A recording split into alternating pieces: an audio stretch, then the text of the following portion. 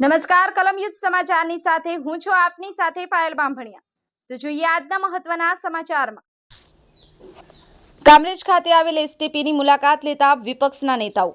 સુરત મહાનગરપાલિકા દ્વારા શહેરમાં અનેક જગ્યાએ એસટીપી પ્લાન્ટ બનાવવામાં આવેલા છે, ત્યારે આજરોજ સુરત મહાનગરપાલિકા વિપક્ષ નેતા પાયલ સાકરિયા, ઉપનેતા મહેશભાઈ અણખણ તેમજ કામરેજ તાલુકા પંચાયત વિપક્ષ નેતા જેડી કથરિયાએ કામરેજ ખાતે આવેલ પ્લાન્ટની ઓચિંતી મુલાકાત લઈ પ્લાન્ટની સમીક્ષા કરી હતી।